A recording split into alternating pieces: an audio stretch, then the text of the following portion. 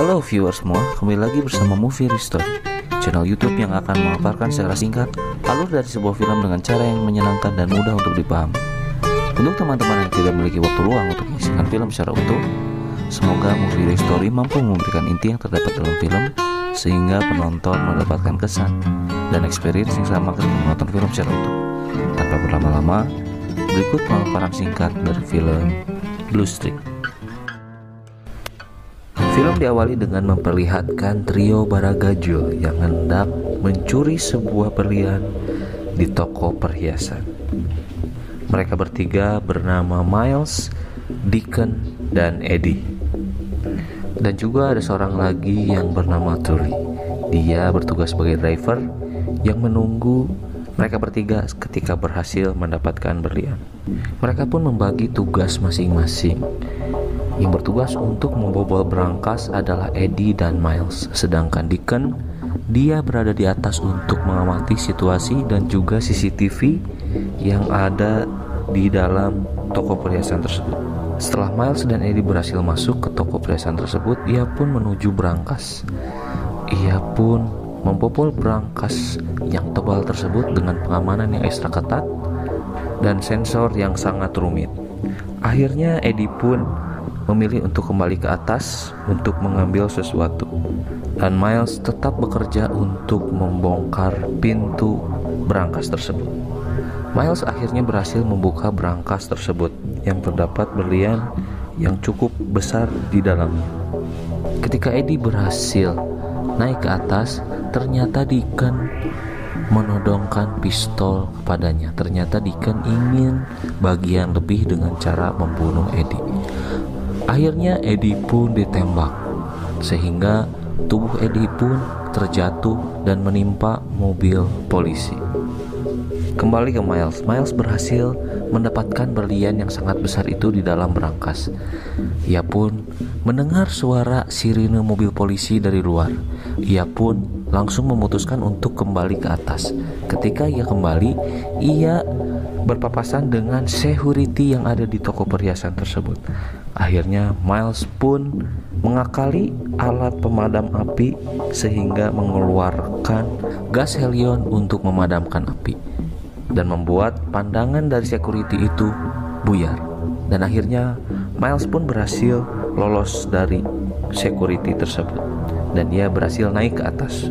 Sesampainya di atas, Miles ditodong pistol oleh Sidik Borokokok. Ia ingin menguasai berlian itu sendirian.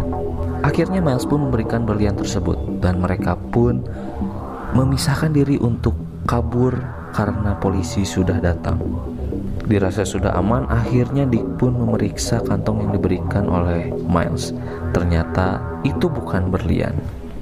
Kembali ke Miles. Miles akhirnya meluncur ke sebuah konstruksi bangunan yang sedang dibangun beserta berlian yang ia bawa.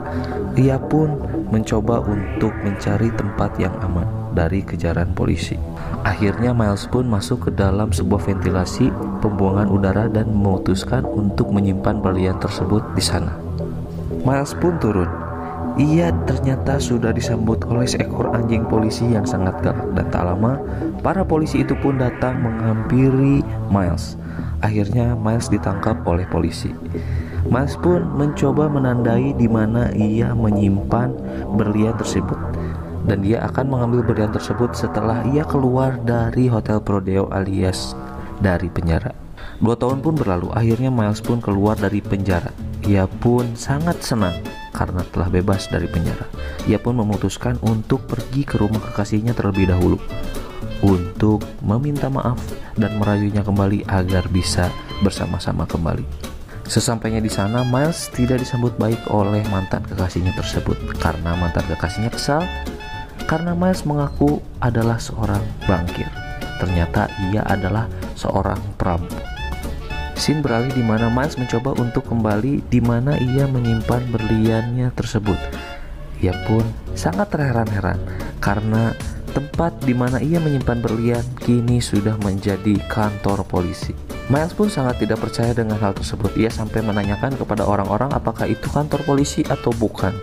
Miles pun terlihat sangat kesal karena ia akan kesulitan untuk mengambil berlian tersebut. Akhirnya Miles pun masuk ke kantor polisi tersebut untuk mengetahui akses di mana ia bisa masuk ke tempat di mana ia menyimpan berlian. Ternyata area tersebut sangat terlarang untuk umum. Miles pun sangat bingung. Dia harus memutar otak bagaimana caranya ia bisa masuk ke area tersebut. Akhirnya Miles pun memiliki ide untuk masuk ke area tersebut.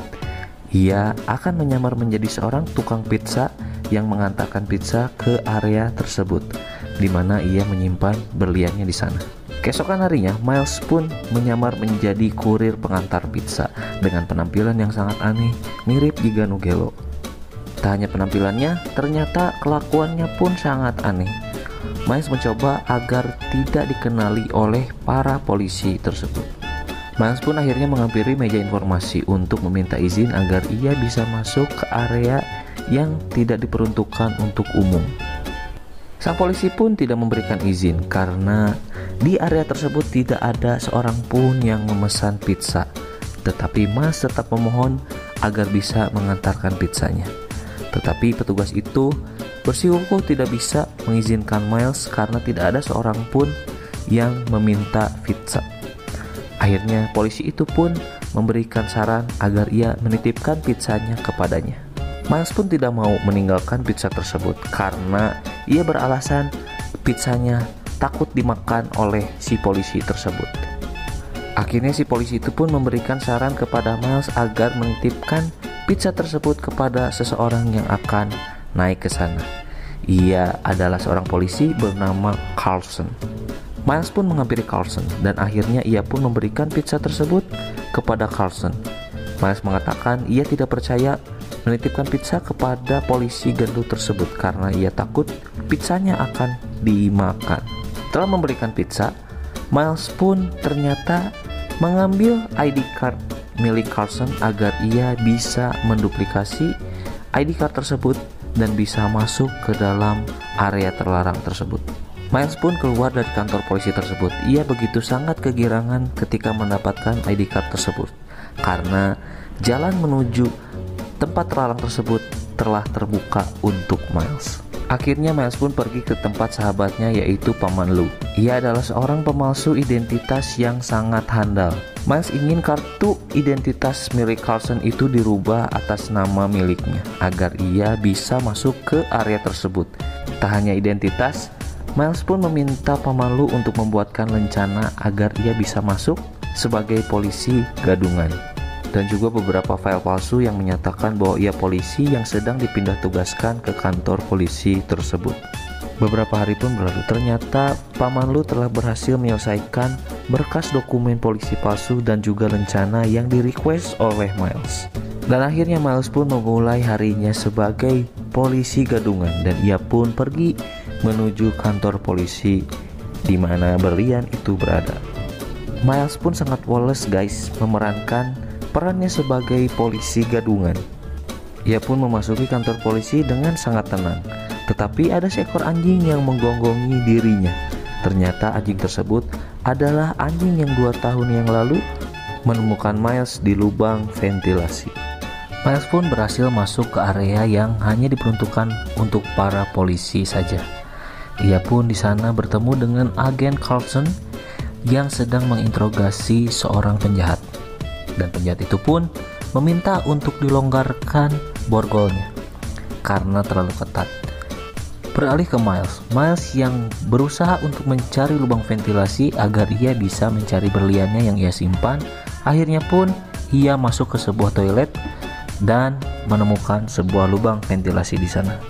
Carlson pun yang mencoba untuk melonggarkan borgol dari penjahat tersebut. Akhirnya penjahat itu pun menyerang Carlson dan ia pun berhasil kabur. Penjahat itu pun lari dan ia masuk ke sebuah toilet yang dimana di situ ada Miles.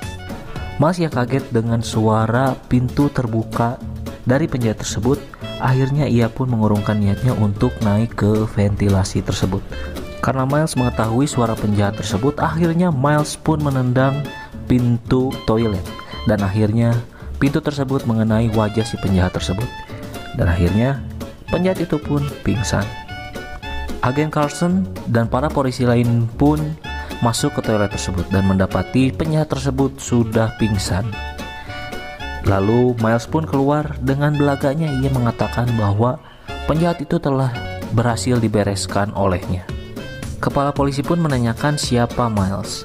Miles pun menggunakan nama yang lain, bahwa ia bernama Malone. Dia adalah seorang detektif yang dipindah tugaskan ke kantor tersebut. Kepala polisi itu pun meminta berkas-berkas terkait pemindahan dirinya ke kantor polisi yang baru. Akhirnya Malone pun memberikan berkas itu kepada si bos polisi tersebut. Setelah si bos polisi itu membaca detail CV yang diberikan oleh Malone, akhirnya ia pun ditugaskan di unit pencurian beserta Carson sebagai partnernya. Tak lama setelah itu, si bos polisi itu pun menugaskan Malone dan juga Carson untuk menyelidiki pencurian di sebuah toko velg. Akhirnya mereka pun datang di toko velg tersebut, dan si pemilik menjelaskan bahwa ia kehilangan 3 lusin velg yang dicuri oleh para penjahat. Dan Malone pun sedikit curiga terhadap pemilik toko tersebut, karena Malone adalah ucing garong dan juga pencuri yang sesungguhnya.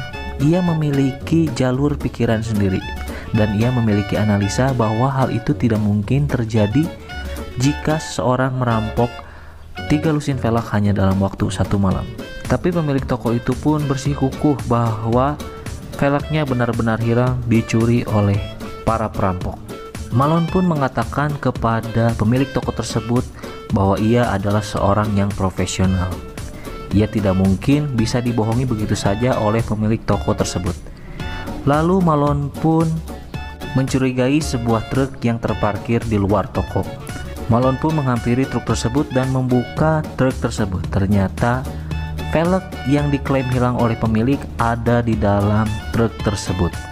Akhirnya pemilik toko itu pun didakwa dengan laporan palsu.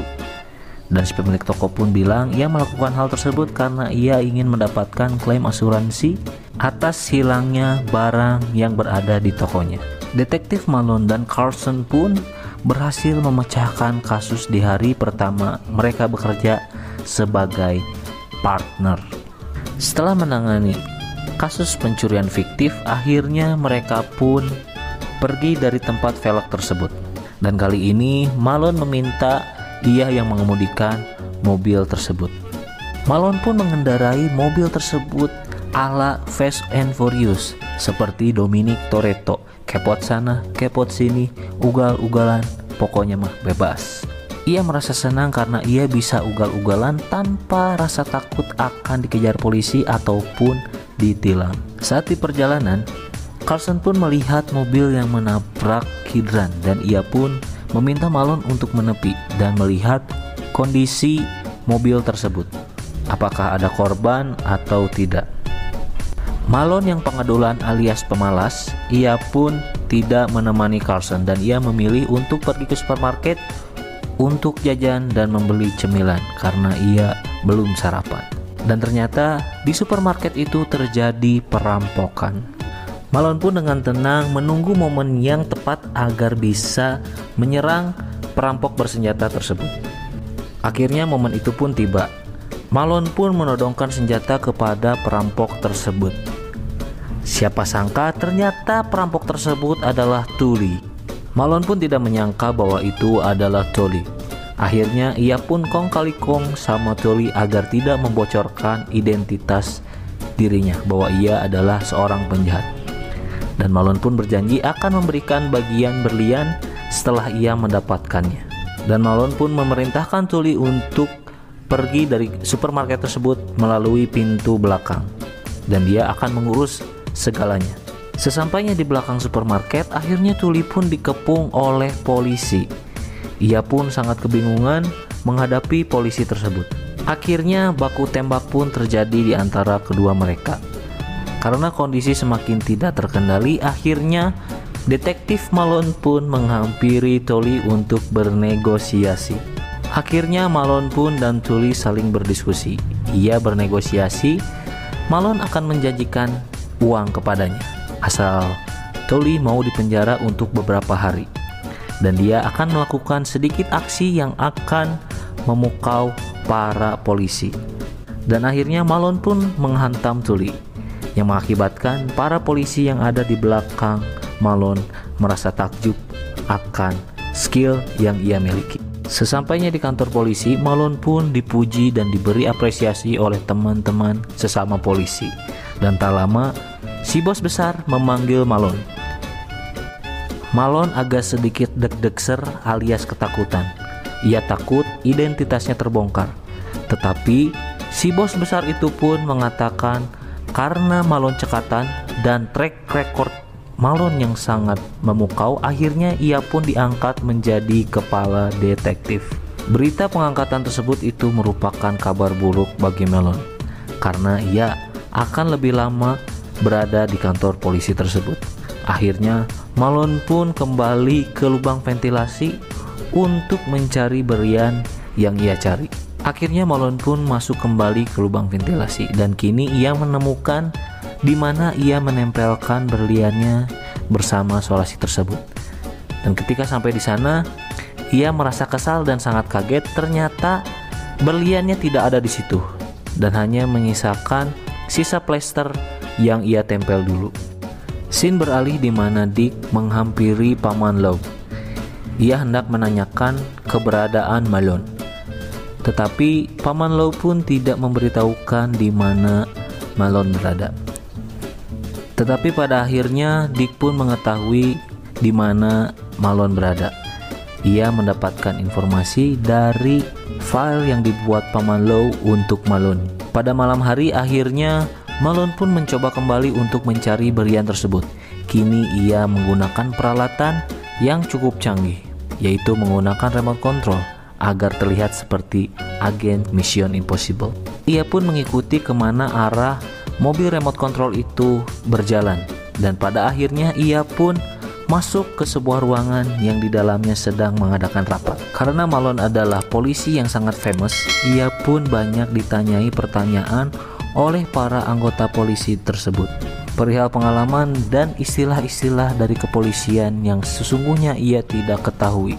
Tetapi karena dia adalah penipu yang ulung dan juga pandai berbohong, akhirnya ia pun bisa ngeles dengan jawaban yang bisa diyakinkan kepada para polisi tersebut. Setelah keluar dari ruang rapat tersebut, akhirnya Malone pun kembali mencari keberadaan berlian tersebut dan akhirnya ia pun menemukan berlian tersebut. Tetapi tak lama, Malone pun dihampiri oleh Carson. Carson yang membawa berkas file. Ia mengatakan kepada Malone bahwa ia tidak dapat menemukan berkas asli Malone. Setelah men-tracking nomor tersebut, ternyata Malone tidak terdaftar dan rencananya pun tidak pernah dibuat sebelumnya. Malone pun kembali berakting dengan mengatakan kepada Carson bahwa ia adalah seorang polisi yang sedang menyamar untuk mengungkap kasus korupsi besar-besaran di kantor tersebut. Carson pun yang lugu dan masih mempercayai Malone, ia pun kembali tertipu olehnya. Scene beralih di mana si bos besar menghampiri Malone dan Malone ditugaskan untuk menyelidiki kasus pencurian besar-besaran di kargo bandara. Dan barang-barang yang dicuri adalah barang-barang antik. Sesampainya di sana, Malone dengan sotoynya memeriksa barang-barang curian tersebut. Tetapi ada kejanggalan yang Malone rasakan di sana dan ia pun sempat berdebat dengan petugas FBI yang sedang menyelidiki barang-barang tersebut. Dan akhirnya Malone pun diusir keluar oleh petugas FBI tersebut. Ketika di perjalanan, Malone pun mengatakan kepada dua rekannya bahwa itu bukanlah murni kasus pencurian barang-barang antik saja. Itu adalah modus pelaku penyelundupan narkoba karena barang-barang tidak ada yang hilang dan barang-barang tersebut hanya dihancurkan. Sudah pasti barang-barang tersebut digunakan untuk menyelundupkan narkoba. Karena alasan Malone cukup masuk akal, Carson pun menghubungi kantor pusat untuk melacak keberadaan mobil bea cukai yang dicurigai membawa narkoba. Dengan bantuan polisi udara, akhirnya mobil tersebut dapat ditemukan oleh Malone dan kedua rekannya. Dan Malone pun langsung menyergap mobil tersebut, membuka bagian belakang mobil tersebut. Dan ternyata di sana ada dua orang yang sedang menjaga barang haram perusak generasi muda. Kedua tersangka yang berada di dalam mobil berhasil diamankan, tetapi sang supir kabur dan Malone pun mengejar supir tersebut. Sampai-sampai ia masuk ke dalam rumah orang-orang. Tetapi pada akhirnya penjahat itu pun berhasil diringkus oleh Malone. Setibanya di kantor polisi, lagi-lagi Malone mendapatkan apresiasi atas keberhasilannya dalam mengungkap kasus penyelundupan narkoba yang sangat besar. Seperti biasa, tingkah Malone besar kepala alias gede hulu. Ia merasa bahwa ia lebih hebat daripada polisi yang sesungguhnya. Malone pun mendapatkan tugas untuk menginterogasi kurir narkoba tersebut agar mendapatkan informasi tentang pemilik narkoba tersebut. Malone pun mulai menginterogasi kurir narkoba tersebut dengan cara yang sangat kasar. Kurir tersebut sangat habis pokoknya diinterogasi oleh Malone, diperek-perek pokoknya mah. Setelah selesai menginterogasi kurir tersebut, lebih tepatnya disiksa sih, akhirnya Malone pun kembali mencari berlian tersebut. Dan pada akhirnya, untuk pertama kalinya, Malone mendapatkan berlian itu kembali dan berhasil memegang dengan tangannya. Malone pun sangat kegirangan dan ia pun terus menatapi berlian tersebut. Tetapi kebahagiaannya tidak berlangsung lama karena berlian itu terjatuh karena ia dikejutkan oleh kedatangan si bos besar yang mencari Malone untuk menindaklanjuti kasus pengiriman narkoba tersebut. Petugas FBI pun datang kembali dan ia memberitahukan bahwa barang tersebut adalah milik John Lepore, seorang bandar narkoba kelas kakap yang menjadi buronan FBI selama bertahun-tahun. Malone pun nampak gelisah karena barang bukti tersebut dibawa oleh pihak FBI. Tak ingin berliannya hilang, akhirnya Malone pun memberikan saran agar menjebak John Lepore menggunakan barang bukti hasil tangkap tangan mereka kemarin. Si bos besar pun menyetujui ide brilian Malone tersebut dan ia pun menugaskan Malone sebagai petugas yang menyamar sebagai kaki tangan John Lepore. Malone pun bersiap untuk mengantarkan narkoba tersebut bersama kurir narkoba dan ia pun mendapatkan pengawalan dari para polisi untuk pengamanan dirinya. Dan ternyata Dick pun mengikuti kemana Malone pergi.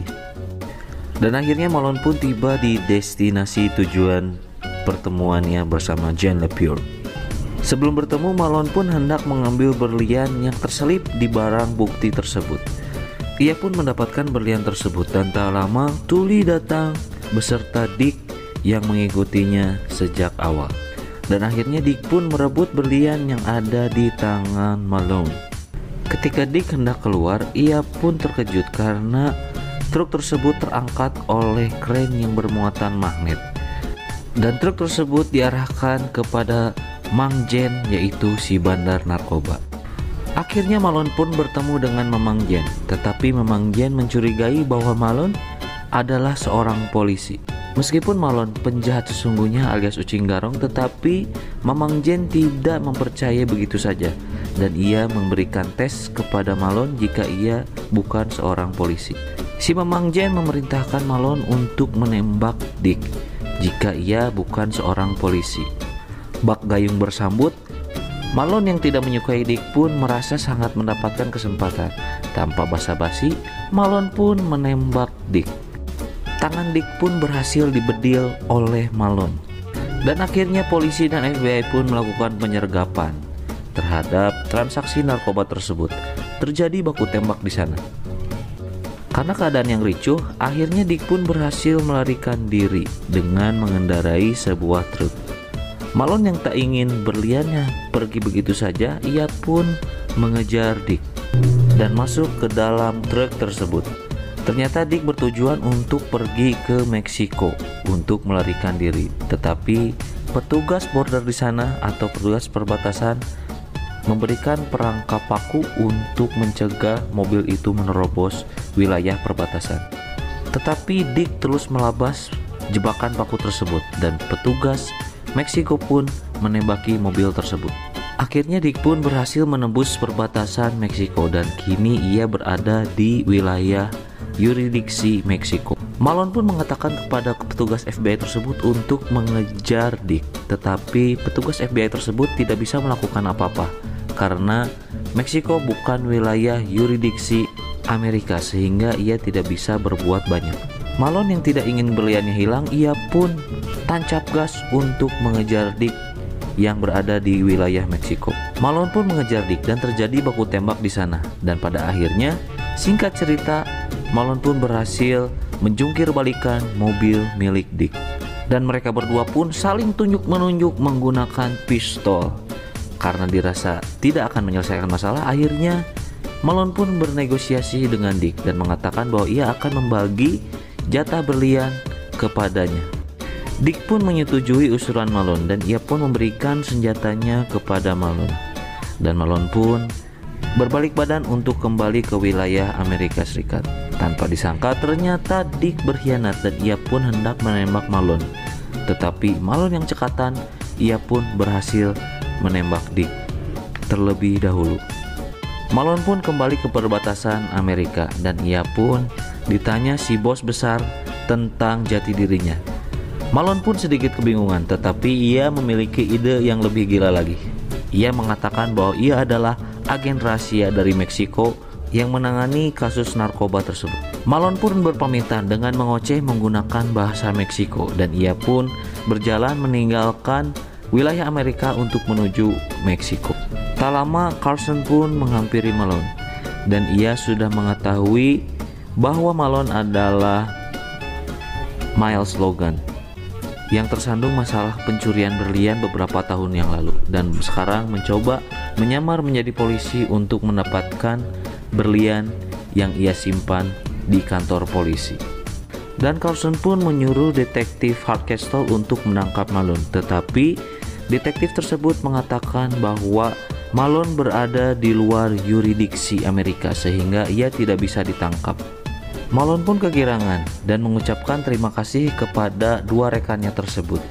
Dan mereka pun saling mengucapkan kata perpisahan dan film pun selesai.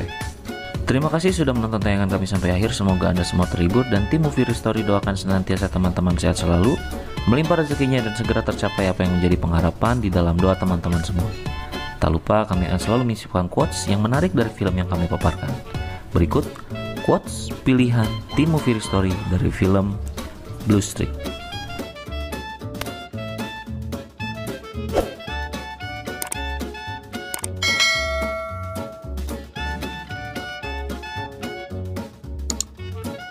Sampai jumpa di video selanjutnya. Wassalamualaikum warahmatullahi wabarakatuh.